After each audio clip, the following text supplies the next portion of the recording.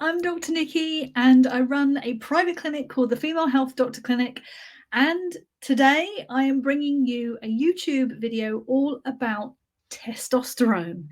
Now, this is a topic that is very, very rife in all of the menopause groups.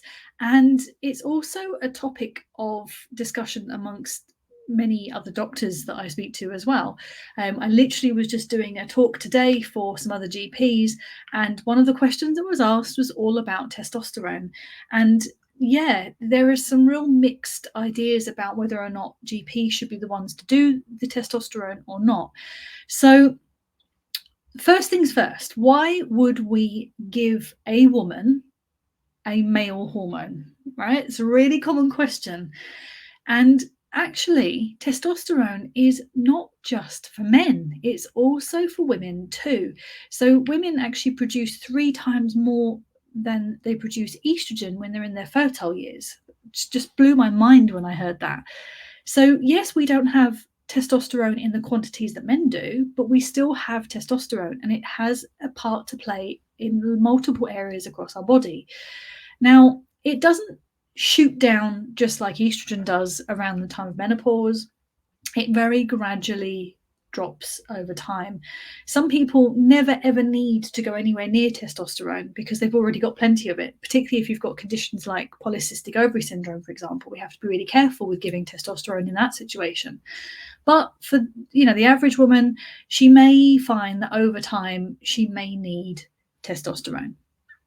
Now, there's lots of opinions about when we shouldn't be giving testosterone, and the biggest indication for it, according to the British Menopause Society, is hyposexual desire disorder. So essentially what that means is lack of libido or not wanting to have sex. Now, if you feel like that and you're on HRT, and it's well established HRT, it's not just something new that you've tried, and you're still feeling flat that you don't want to have sex with your partner, even though you love them and want to be with them, then you have to start thinking, well, actually, is there something missing? And that thing could be testosterone. Now, it also may have other benefits, but it hasn't been properly researched yet. So a lot of women would say that they feel that when they have testosterone, it makes them feel like they've got more energy, more motivation, their muscles feel stronger, they generally feel sharper and clearer. So yes, it could help with libido, but it could also help with all those other things as well. So why do you need to have it with HRT? Well, HRT helps to prepare your body for the testosterone. If you don't have enough estrogen in your system, then when you take the testosterone, it converts into estrogen, and that's not very helpful because you want the testosterone to be available for the uses that you want it for, not to become more estrogen.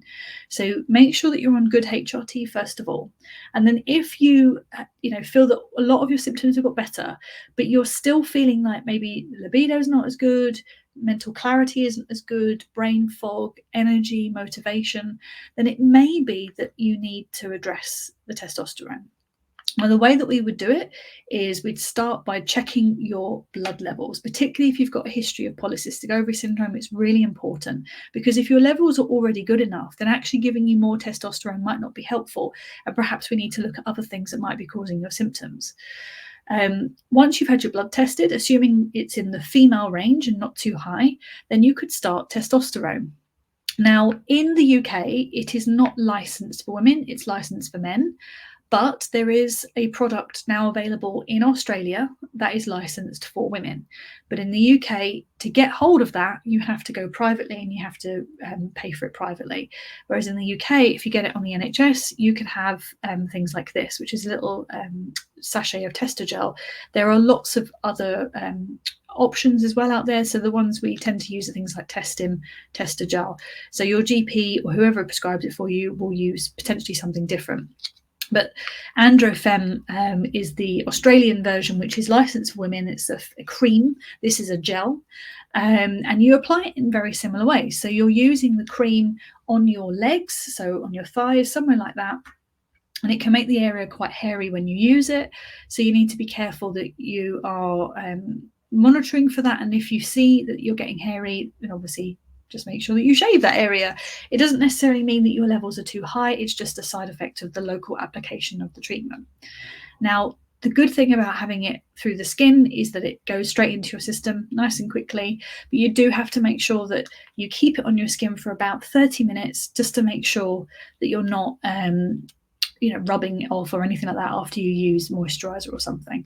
So apply it, wait 30 minutes, and then you can do the other stuff that you normally do, as well as taking your HRT as usual as well. Now, some of the side effects of too much testosterone could be things like acne, so spots on the face, oily skin, feeling aggressive, angry. It might be that you're getting weight gain. Now, a lot of women would say that they feel that they're getting weight gain anyway, but this is particularly around the middle.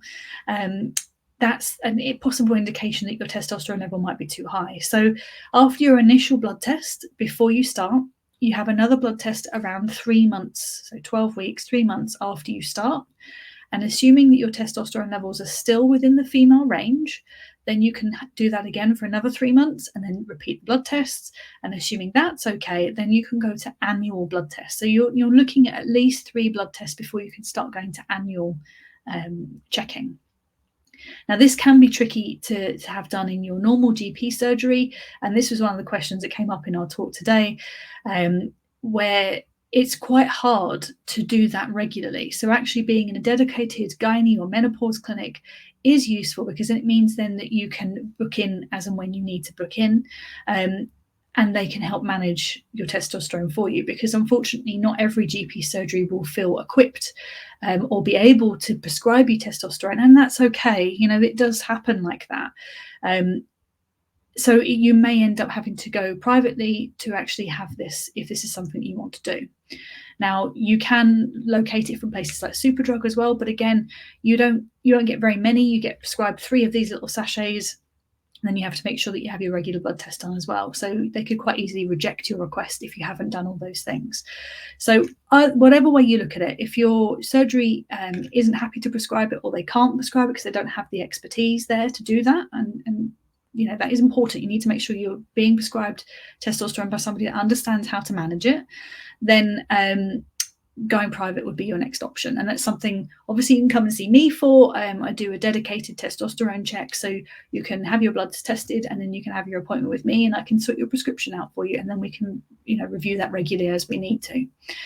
So once you've established your testosterone, how quickly does it start working? Well, it can vary. Some people have said as soon as they start using it, they feel amazing, which is great. Other people, though, it's a bit more of a slow burn. It's not like taking estrogen where it helps your hot flushes very quickly. It can take time. So it may be that you notice something after a few months. It might be that it takes 6 months. For some people, it might take longer than that.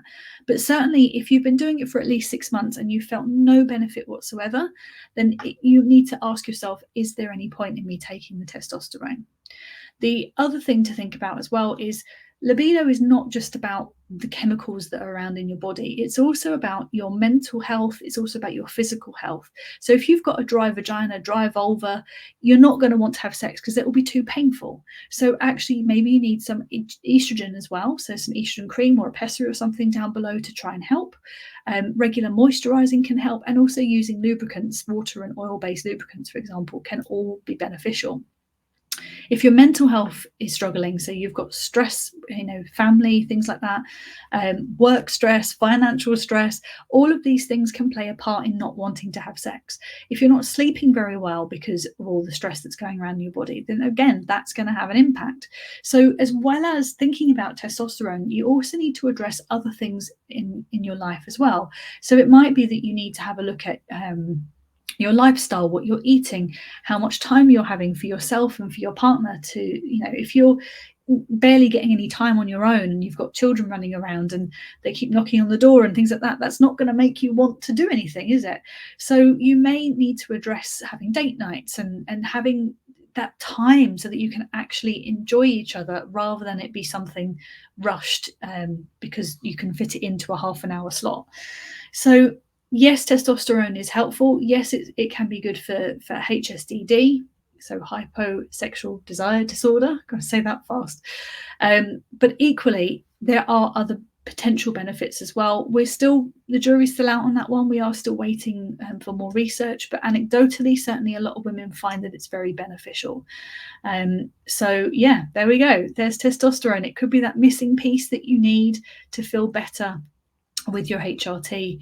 I think you just have to, if it's one of those things that you want to try and you're curious, then that's something you just need to try for yourself and see what happens. I have tried it myself, full disclosure. I have given it a go.